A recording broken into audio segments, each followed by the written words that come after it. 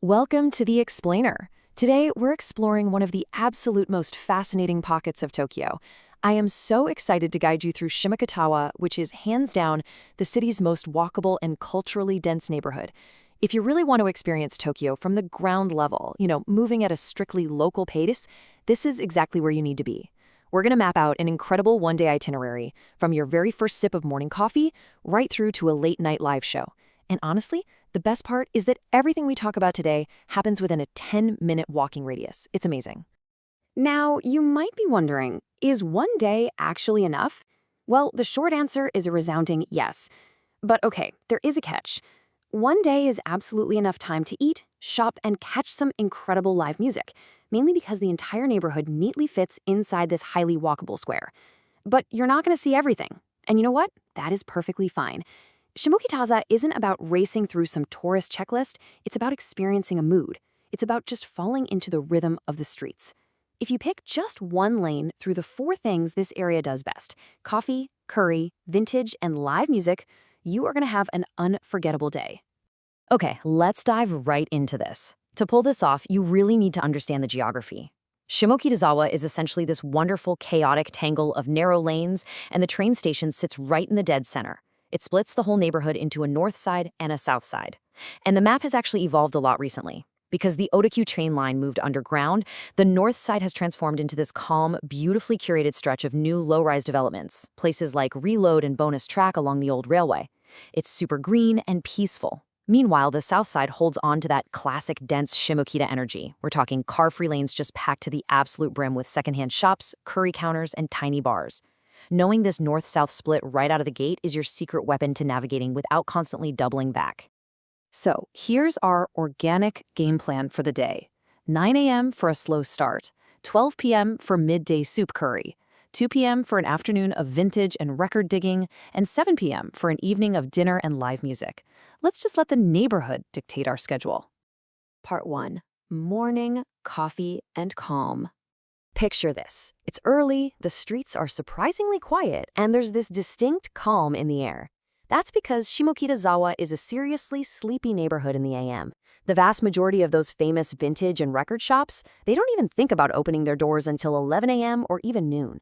So definitely don't come here at 9 a.m. expecting to hit the clothing racks.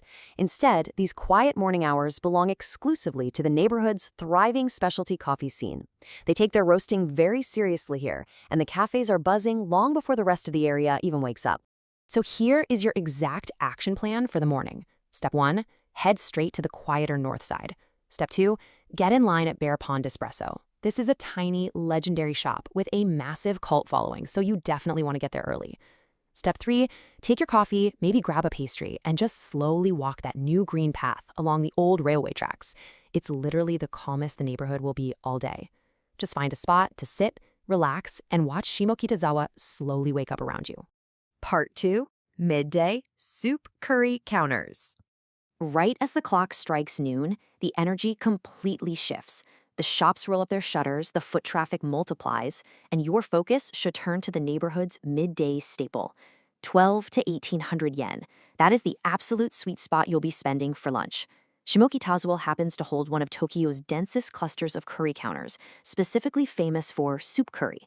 It's brilliant. You walk in, choose your broth, dial in your spice heat level, and get a side of rice.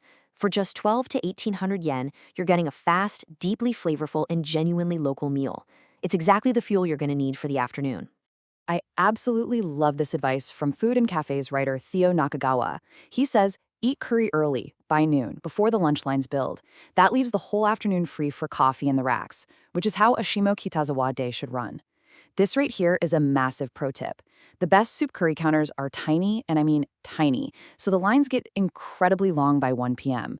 By shifting your lunch to right when they open, you completely bypass the crowds and liberate your entire afternoon. Part 3. Afternoon, vintage and records.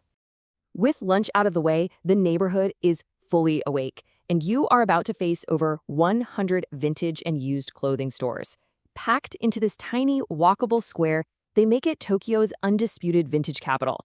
And crazy enough, that number doesn't even include the dozens of hidden record shops, used bookstores, and small indie galleries tucked in between them all. When you're faced with over 100 shops, it becomes very clear why you need an entire afternoon and why pacing yourself is absolutely essential. All right, here are your tactical rules of engagement for surviving the racks. First, pace yourself. It's dangerously easy to blow your entire budget in the first hour, but hold back. The best strategy is to work the big, multi-floor vintage warehouses first, just to see the volume, and then dive into the highly curated tiny alley boutiques. If the dense south side lanes get a bit too overwhelming, just retreat back to the calmer, open-air rail-side shops on the north side to catch your breath. Also, do not forget to bring your physical passport. A lot of these stores offer tax-free shopping. And finally, make sure you're carrying physical yen. A lot of the smallest, coolest stalls still don't take credit cards. Part 4. Evening, Izakaya and live music.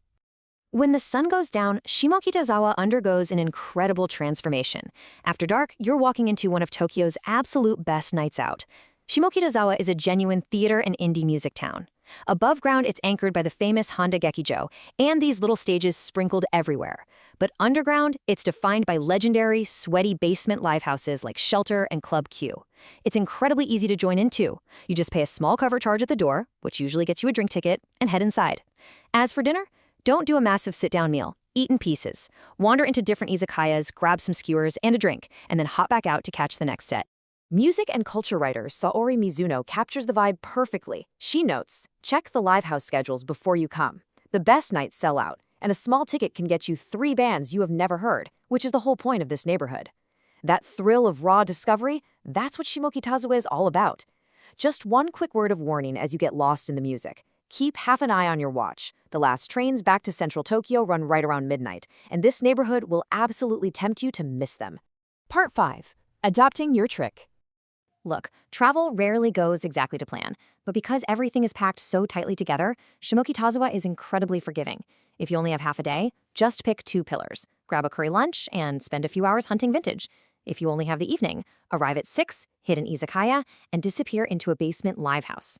Caught in a sudden Tokyo downpour? No problem at all. You can easily link together the covered arcades, indoor theaters, and the larger railside complexes to stay completely dry. And if you have a whole family in tow, stick to the daytime. The open railside decks on the north side, the local parks, and the spacious cafes make it a surprisingly easy, stroller-friendly outing. Your experience will also shift dramatically depending on when you actually go. Weekdays offer the calmest shopping experience and the absolute shortest lines for your soup curry. But if you want that electrifying, packed street vibe and the very best indie bands lineups, you've got to brave the weekend evenings. Also, definitely keep the seasons in mind. Autumn is phenomenal here. Not only is the walking weather crisp and perfect, but in October, the neighborhood hosts a massive curry festival. It's a stamp rally crawl that takes over 100 local shops, and it is a food lover's dream. Just check ahead as some small shops take a random weekday off. Now, how do we actually get there? The transit times are staggeringly fast. You're looking at a mere 4-minute ride from Shibuya on the Kyo-Inokashira line, or just about a 7-minute ride from Shinjuku on the Odekyu line. There are no confusing bus transfers, no long walks from the station. The second you step out of the exit, the neighborhood opens straight up to you. Honestly, your only real logistical worry for the entire day is making sure you don't miss that short train ride home at midnight.